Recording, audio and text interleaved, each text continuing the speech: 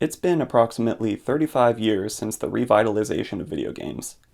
After the Atari crash in 1982 with E.T., based on the movie of the same name, most video games became a lost art.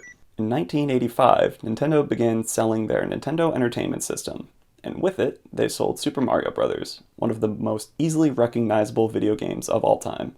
This brought video games back to the forefront of history and slowly started to boom to become more of an accessible form of entertainment. With more video games coming out, the obvious idea was to find a way to capitalize on that boom in different types of markets. Let's keep using Mario as an example here.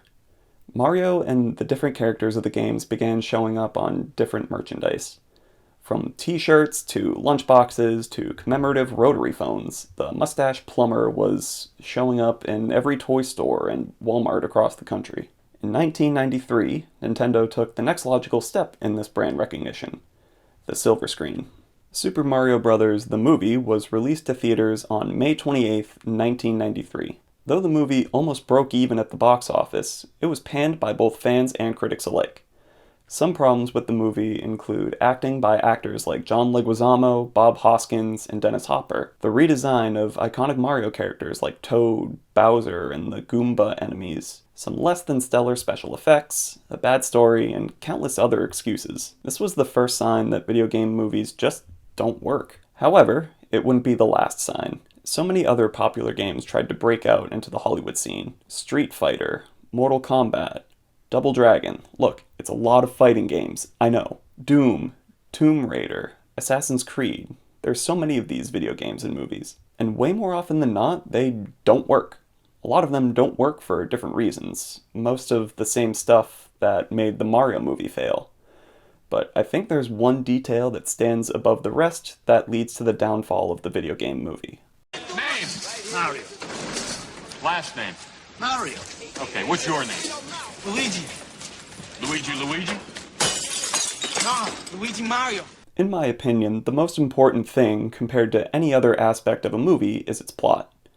If a movie doesn't have an interesting story, what's the point in watching it? I think that this situation has a nice sweet spot and ends up being bad on both sides. If you consider older games, like Mario or Mortal Kombat, these video games don't really have a full story. They have their tagline of save the princess or win the tournament or stop the bad guy. Most of these scriptwriters don't have anything to adapt, so they try their best to make something from scratch, which is fine. There's nothing wrong with that. But in the times that these video game movies were coming out, it seems like the writers and directors were not as interested in doing research on the property at hand. These plots turned into cheap jokes and whatever got the script done the fastest. That's something that fans could really see right through. On the other side of the fence is the adaptation of a modern video game. Most modern video game stories usually take a pretty long time to complete, like 10-ish hours minimum for most games. And sure, a lot of it is just shooting enemies interspersed with cutscenes in between, but still, even the cutscenes by themselves add up to some 3 or 4 hours. You can't justifiably make a movie that long, there's just no need for it. So, the writers will find ways to cut corners here and there, find scenes to take out that don't pertain to the main story, and things like that. By taking out those scenes, you probably also just took out a scene that humanizes the characters a bit more and fleshed them out, and the world building suffers for it.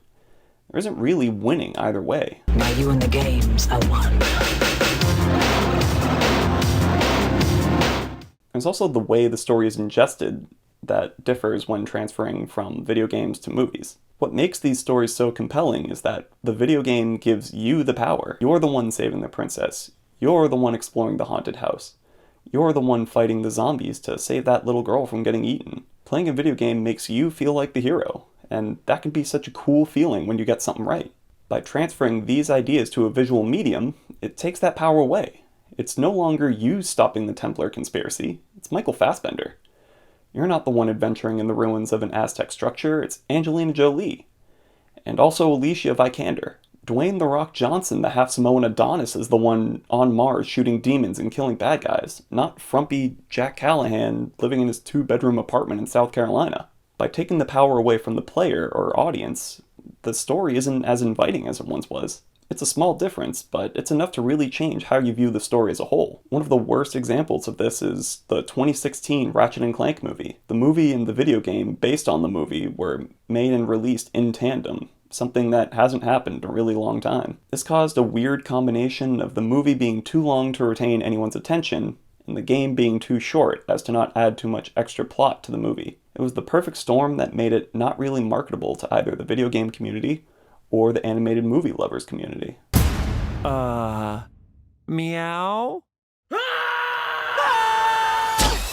Ah, come on. What's interesting is that even though a lot of video game movies don't work, there were two more recent movies that weren't hated, but also weren't loved. They crossed the perfect threshold into okay territory, and that was a fate that I really appreciate for the video game movie. The first one on this list was Detective Pikachu.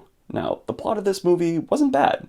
It was your basic adventure to find a lost person with sprinklings of corporate takeovers in the midst. The real story I cared about was the connection between Detective Pikachu, voiced by Ryan Reynolds, and Justice Smith's character, and the kind of bond that they started to build throughout the movie. Again, this was your basic 3-act structure buddy cop style movie, with them hating each other in the beginning, and then starting to like each other, them getting in a big fight, but coming back around towards the end. It's not complicated, but it works.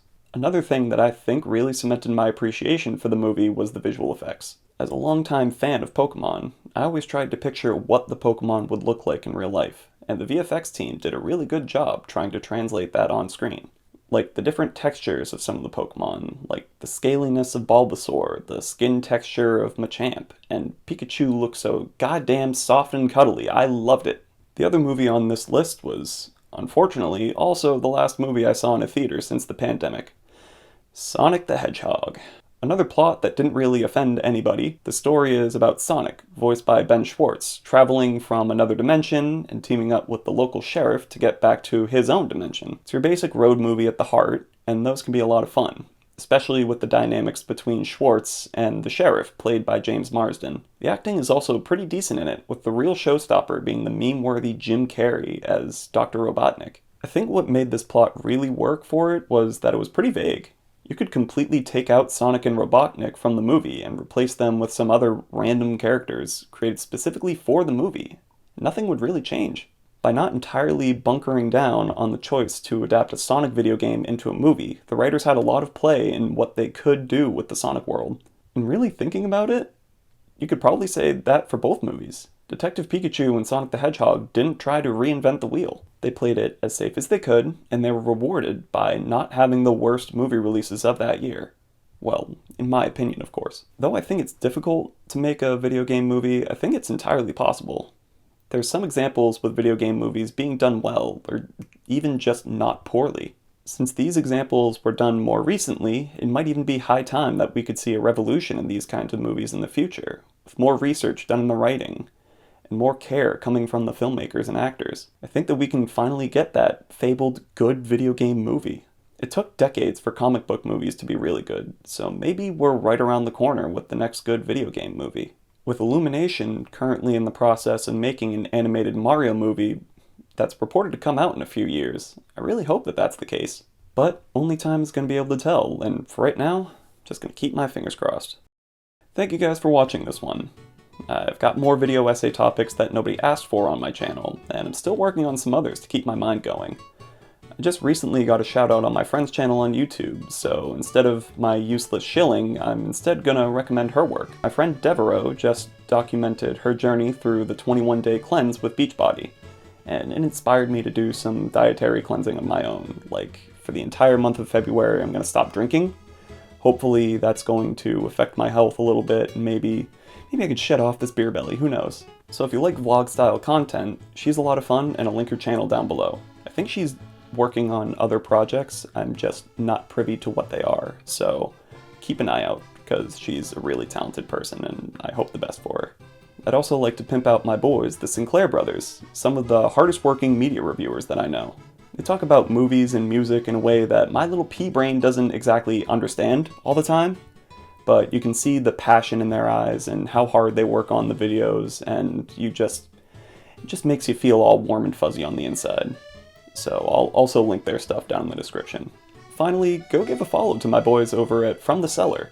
They do video game Let's Plays and have a podcast that makes you feel like you're hanging out in a basement talking about movies with the boys, something I so desperately miss with everything. Wait a sec. They shoot everything in their basement, and that's why they're called From the Cellar. Oh, they're geniuses. I love those boys so much. Give them a follow. I'll link all their stuff down in the description. Anyways, I'll also link my socials and website down in the description. I wish you guys a good rest of your day, and thanks for watching. I'll catch you on the next one.